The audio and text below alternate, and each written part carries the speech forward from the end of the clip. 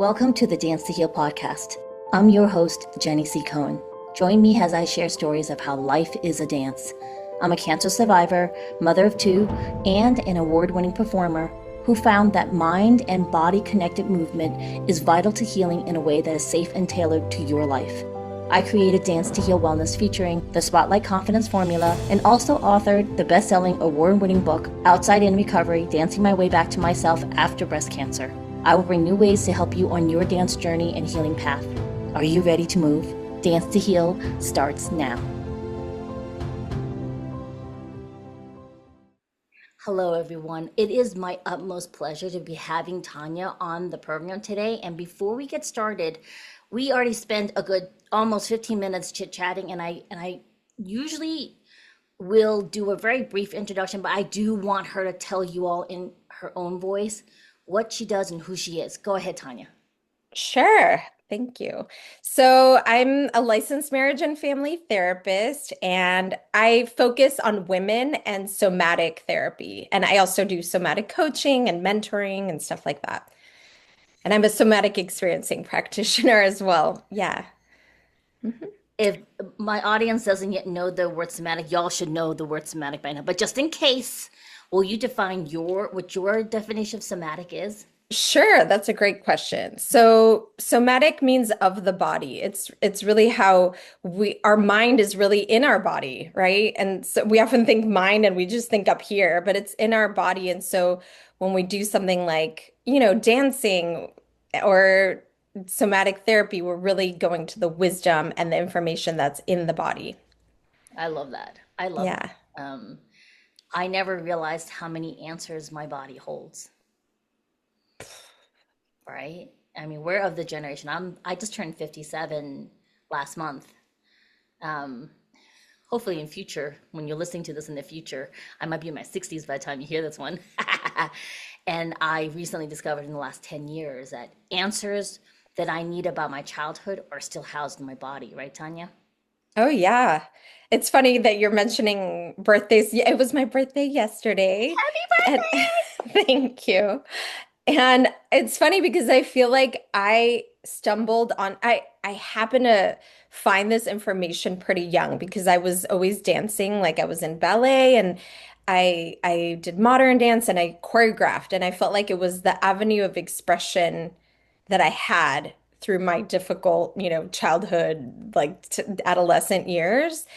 And then it was when went back to Mexico and I was doing some inner healing work that I started really seeing like everything that's most effective is when I work with my body, like yoga or really conscious, like doing anything that is listening to the wisdom of the body. And I feel like I've had the experience of sometimes in the Mayan system and a lot of indigenous systems, we think of the spiral journey, right? It's not a linear journey.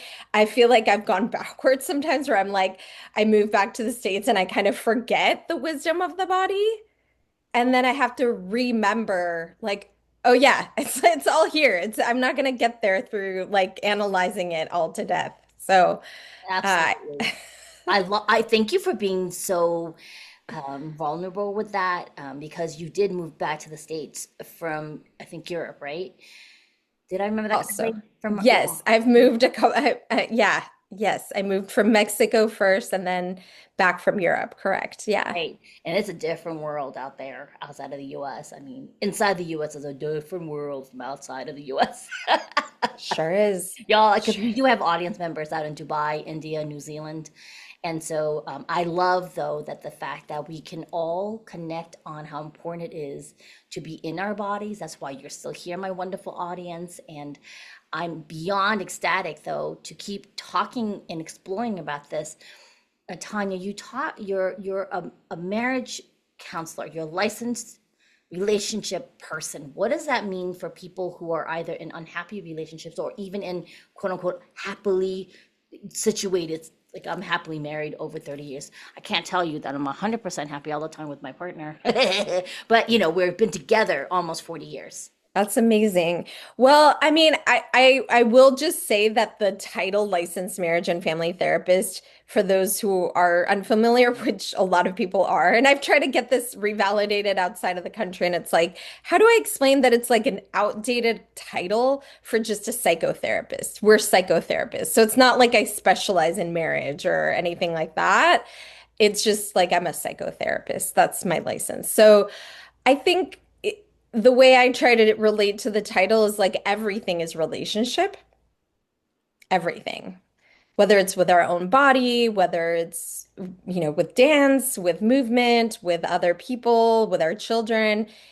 It, and oftentimes our relationship with ourselves and our body gets mirrored in the outside or vice versa. So I think that's how I connect to the title of licensed marriage and family therapist because it's like, well, it's all that anyway. It's like our internal marriage, our masculine and our feminine, all of these things. So, yeah. So my audience members, some of you who've been here long enough with us, even from the very first episodes, have heard of in therapy, they talk about internal family systems where, there's parts inside of ourselves playing parts from traumatic events or other times when you felt out of control and you had to make up a story for yourself and you would take on the role of that situation or that person that you felt powerless about, right? For example, like when my husband and I are not getting along, we have to ask ourselves, like, are you present right now? Or some child part of you present? And inevitably, it's always one of us didn't come into the conversation 100% in our bodies. So like an old part of us would come forward and pick a fight. And they would elicit usually it was my husband not being present, just so you're clear. Because Of course, of he has long course. days. Yes. My husband is very disciplined. He gets up every morning at 4 o'clock to go work out and be at his desk by 7 a.m. Because we are here in Mountain Time, and often the companies that he's with, they start their days at 9 o'clock. That's our 7 a.m. So he schedules it so he's pretty accessible to his workday across the country. And by the time he and I are engaging, it's about 2, sometimes after 4 p.m. He's been up for a full day, 12 hours. And so he's tired. So he'll lose his presence in his body. And then a part of his will come out and start to engage with me. And I'll know immediately now, because I'm in my body for most of the day, I'll feel that he's not there. And Mm. sometimes it's not quick enough to realize, oh, he's not on purpose chewing loudly. He's just, something happened at work, Right. it's processing, so he's not actively there. So another, like his child part stepped forward because they thought I had to be in charge. And then and I'm like, well, you're chewing loudly. No, I'm not. Yes, you are. You're chewing, so I should record it and play it back to you, because then that obnoxious teenage part of me comes out and it's like, if I was present, I would be like, hey, honey, you all right? How's your day going? Usually I'm trying to have some downtime. Sure. With other people who have bigger issues than one of the partners chewing loud, and the other one getting irritated, what are some things you would suggest for them to get in their bodies, or even do they work on themselves first? Because oftentimes it's always this, he said, bleh.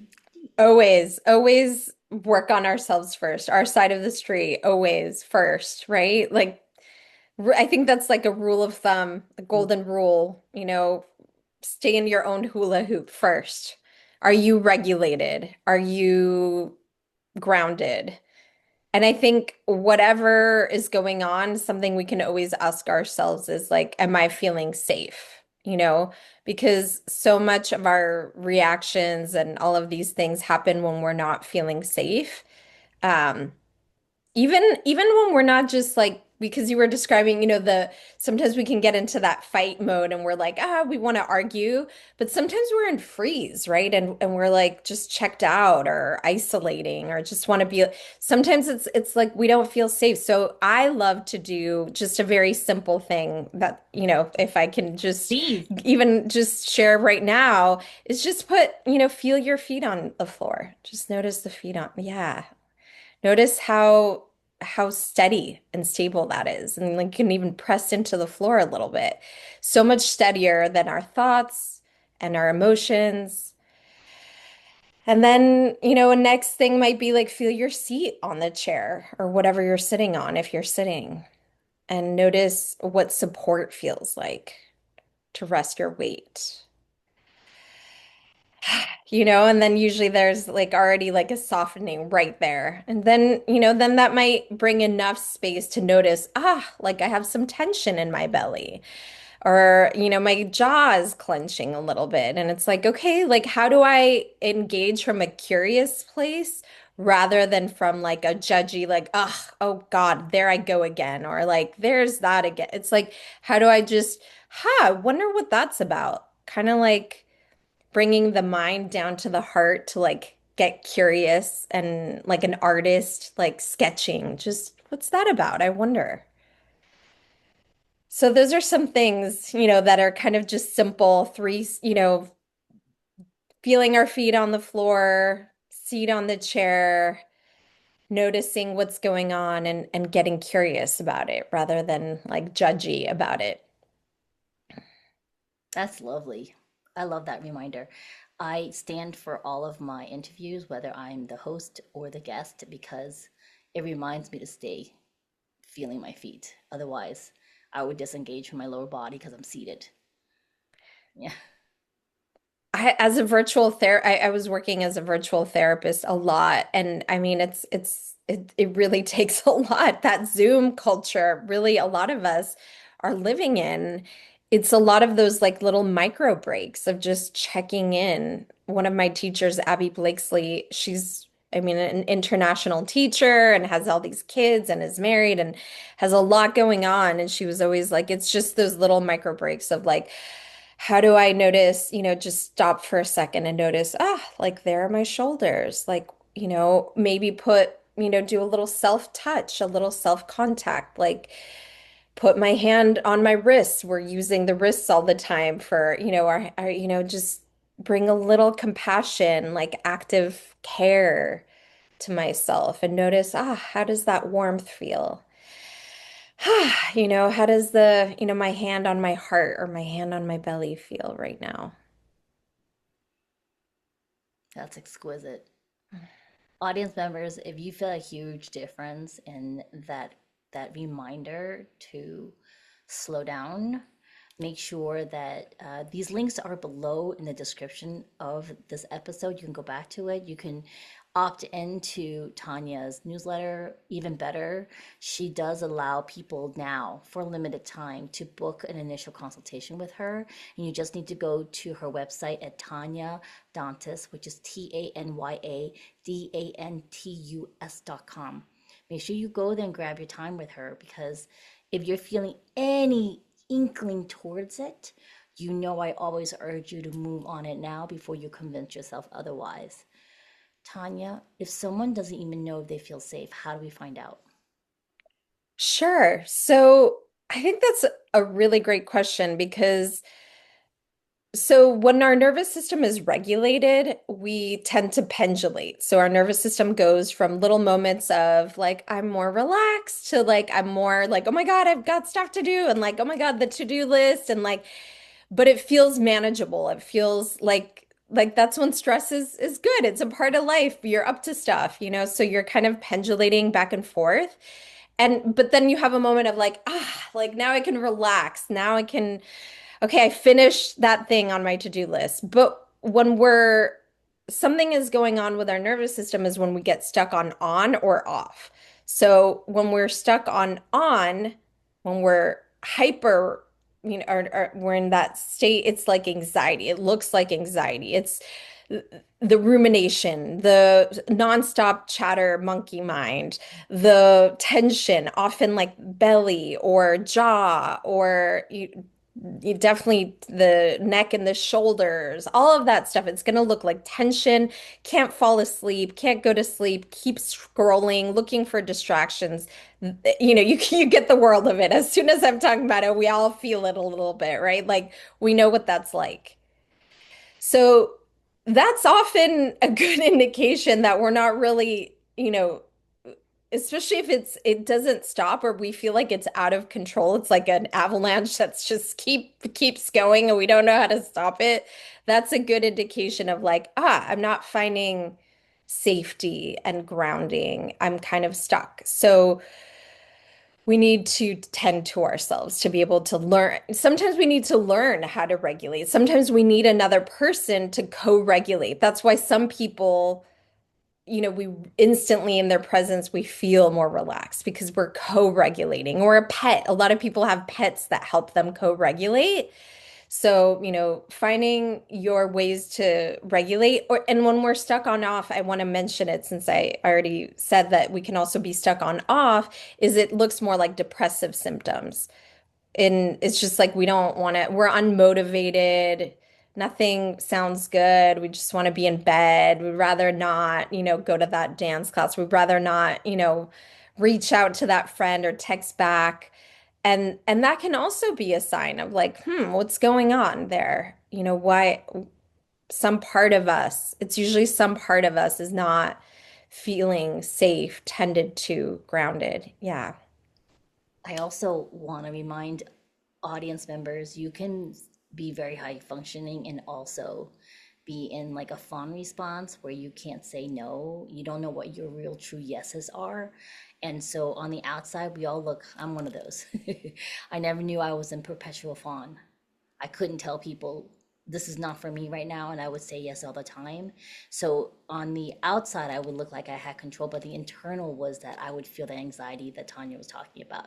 And I wouldn't necessarily talk any faster. I would actually get slower in my speech, but my thoughts were racing internally. If your energy is the rushed feeling inside, or even if her asking you feel your feet and rest in your seat and you've never felt it until just now hearing us slow down our speech, you're just like me. And I want to say, Jenny, that a lot of people listening might have the experience of when I do ask, like, feel your feet, sit down, and like tune into what your body is saying, it can feel really scary because there can be a history of sexual abuse or some other kind of some kind of maybe big T trauma or like a trauma that feels like it doesn't feel safe to go in my body. And in those cases, I really do suggest seeing some kind of practitioner who can hold space and help guide you in a way that does feel safe. Because we need that sometimes, right? We were just talking before we got started about all the programs we've done and, all the, yeah, yeah. Sometimes we Yeah. need someone to help us out. And so, the title of this episode is The Beautiful Yes. And it's this weird balance, my wonderful audience, where, starting to learn to be present in your body opens you up to feelings that you may have been denying. And at the same time, how do you start tuning into when it's a yes for that therapist or that community where you can feel safe to heal, right? What are ways that you have someone learn how to know when it's a yes for them? Oh, I have a really fun exercise I love to do with people. Yeah, it's really simple, but it's really powerful. And I think, if you are listening to this podcast, you can use this and just pause it to really go in because it's nice to have someone guiding you through it. So all it is just, I invite you to stand up wherever if you're driving, obviously come back and listen later. But, take a moment, tune into your body, and think of all the things that are a hell yes to you. Like, and I'm not talking about mixed bags because people think like children. No, no, because sometimes we have like mixed feelings about our kid. Like I'm talking like a hot bath on a, like a cold day with like nice essential oils, tea, like the feeling of walking on wet grass or sand, like things that like 100% light you up. Think of a few of those things. Feel what that feels like in your body. Notice maybe a couple words to describe that for yourself, like maybe it's expansion or warmth. And at the count of three, I invite us all to say yes to that feeling. So let's do it, Jenny. At the count of three, one, really feeling that yes to all those things. Two and three. Yes. Yes. Awesome. And so just notice that. And if you're doing this at home, I invite you to do that like a second time if you can like replay it for yourself. But for the interest of time, I'm gonna just like have us just shake it off. And then, yeah, just kind of, okay, that was interesting. And notice how that was for you to say yes. And then we're going to do the same thing for no. Not as fun, but like I invite you to think of things that are like, you can think of like world issues, like children going hungry, or, like things that you're like, no, this shouldn't happen, right? That you're really passionate about. It's easier sometimes to think of those things. And then notice how you that feels in your body. Notice, maybe a place you feel it in your body, a texture, kind of a feeling. And at the count of three, once again, we'll say no. One, two, three. No. No. And then notice what it's like to say no to that and what comes up afterward. And all of that gives us a lot of information because some people have it's really interesting, but some of us have a harder time saying yes than no, or vice versa. Some of us have a harder time saying no than yes, right? And it's like that already is very informative. Um, and some people, it's like, I don't know, it's just tuning into that lets people remember that you already know what you're a yes to and what you're a no to. You already know that. Like it's a matter of practicing it and like a muscle kind of exercising it. And I really encourage people, well, two things, to practice that with just small things because some of us right away want to go to the big things like tell my husband this and it's like no no no no, start with things like I'm at the restaurant and I asked for no mayo on the tuna melt and they brought it with mayo. Can I say, hey, I'm sorry but I asked for no mayo, can you please have them do this again? Like things that feel uncomfortable but like are not life altering because those are the places where we get to practice. Some people say to me, oh, those things that I already got. So, okay, so then you need to push a little, like where, maybe there's a friend you've been holding back in telling her something about, your relationship. So maybe taking a stretch and having, writing a text, right, having that a conversation with that friend. I love it. I love it. I love that. This is so congruent with what we have done in the past with muscle testing for our yes and our no's because um, I know for sure sometimes I'll feel a yes and my body's like, no, this is not for you right now. Like, because my mind wants it. I'm completely convinced through whatever was happening with the sale, and I'm going off of fear of missing out. And my body's going, you don't need it. You don't need it right now. It's going to put so much stress on your schedule. Say no right now. And then other things have been this resounding, I think I want to try it. And then my body's like, yes, jump on it. It's a very strong yes. And it's lovely to have another way of having you, my amazing people out there, practice feeling what that feels like. Because honestly, I remember years ago there was a beloved dance teacher in the fusion belly dance community. Her dance name was Elisheva, and she later on passed away from a like brain cancer. It was heartbreaking for the community out east. Anyways, Elisheva was famous for doing groundbreaking storytelling in a way where she could become the subject that she wanted to dance about. And I remember taking a workshop with her. It was a $75 workshop back then. That's a lot, y'all. And for 3 hours, we pretended to be animals, and I was so pissed. I was like, I love you, but girl, like 75. I mean, that was before she became ill. In retrospect, I would have paid her $300 for her time. Okay, she was that priceless a time with her.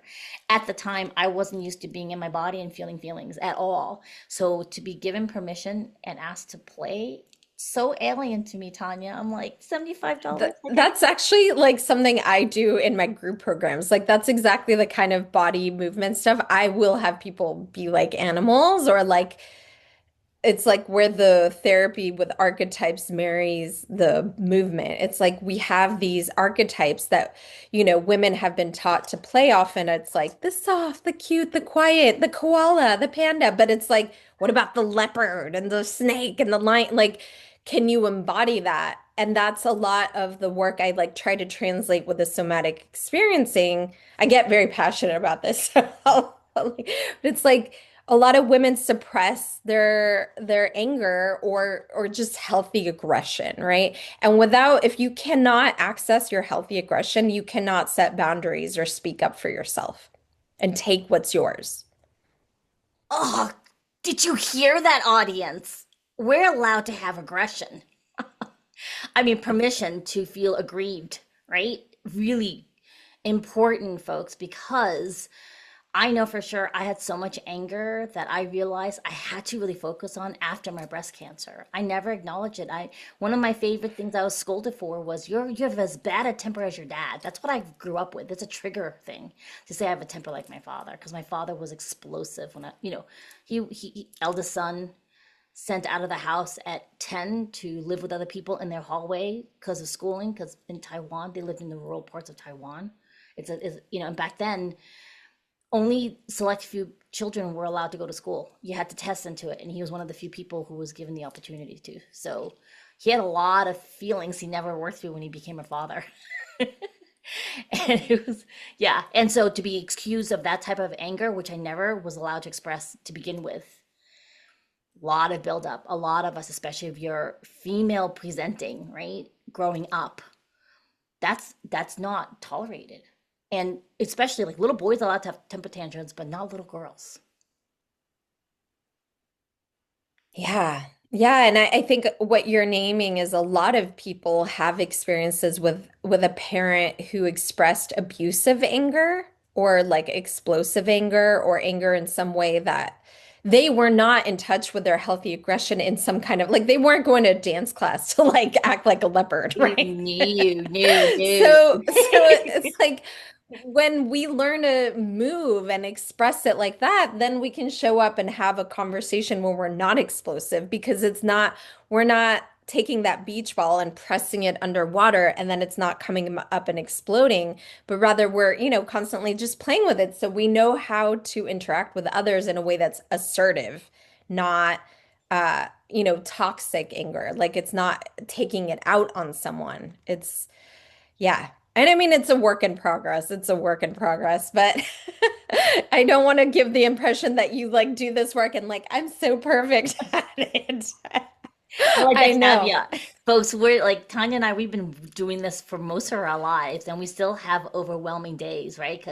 And we've learned to give ourselves grace, and we want to give you that grace too, right? You shouldn't need us to give you permission to give yourself grace, first of all, right? If you're trying this and then in the next 30 minutes something happens and you blow steam, that's great because while you're learning to be more in your body, you still have to let off the steam because that pot is getting filled with more and more of these feelings you haven't been processing, right? So sometimes it's okay as long as it doesn't hurt anybody, right? And doesn't really damage too much of your relationships because, like humans put up with a lot, right? If we really, really love someone and we're with them in a relationship.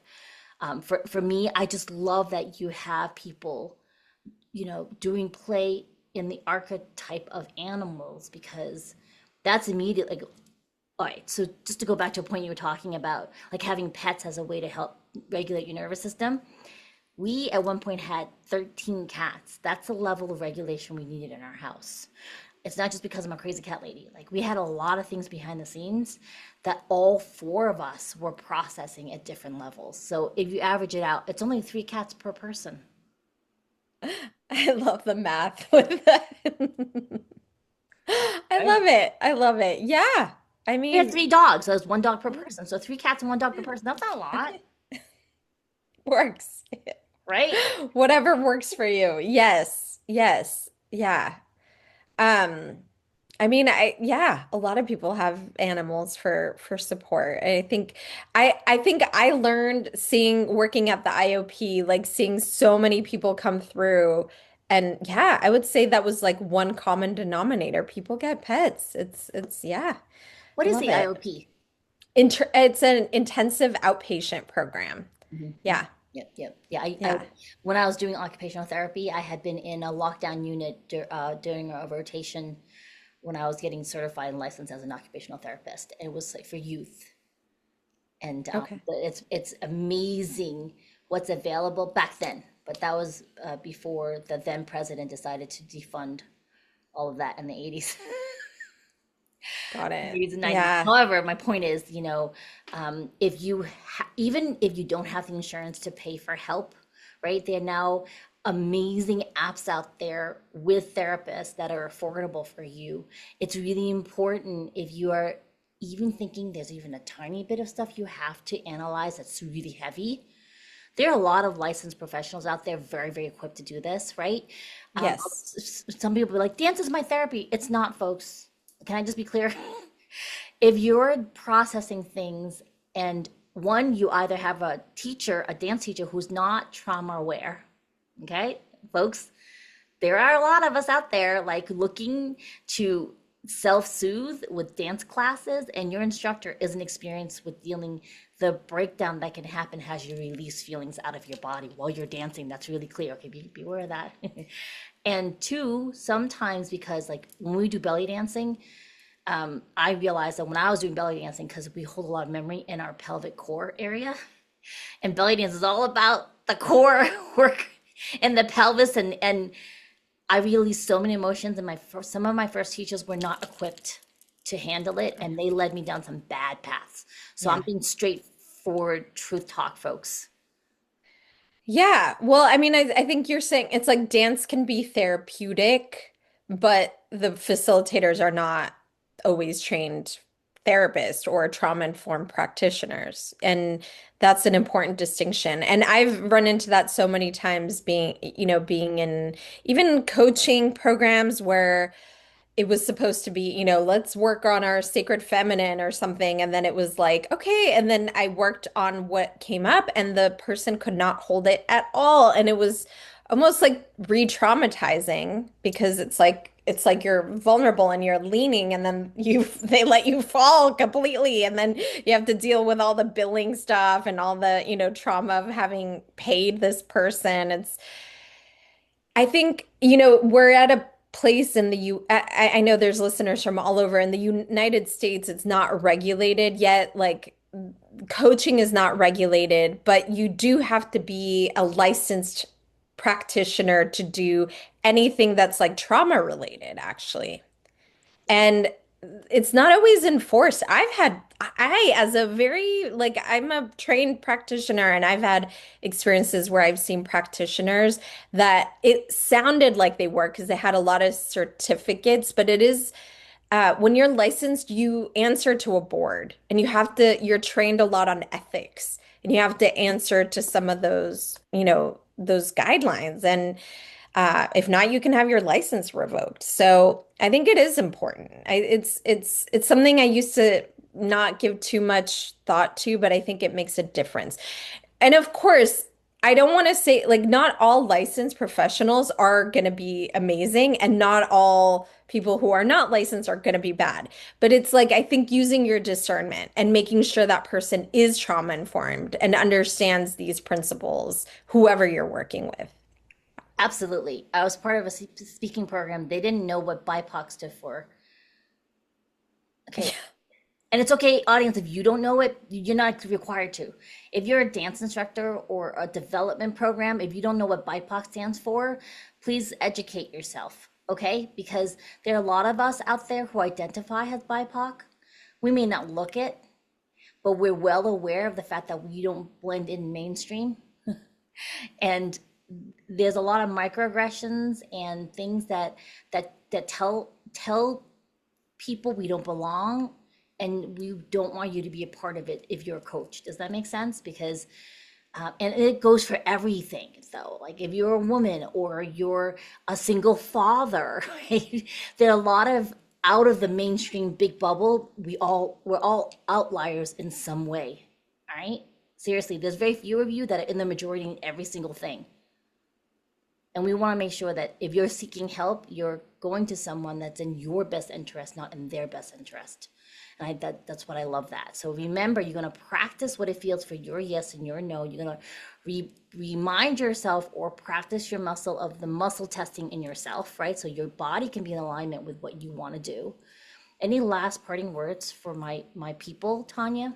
Yeah, I did want to say in that exercise of the yes and the no, I also guide people through the last one would be, I don't know yet. I need more information. Because sometimes we feel like it's all binary and like we have to yes or no. And it's like, wait, there's some things that it's, I don't know yet. I need more time.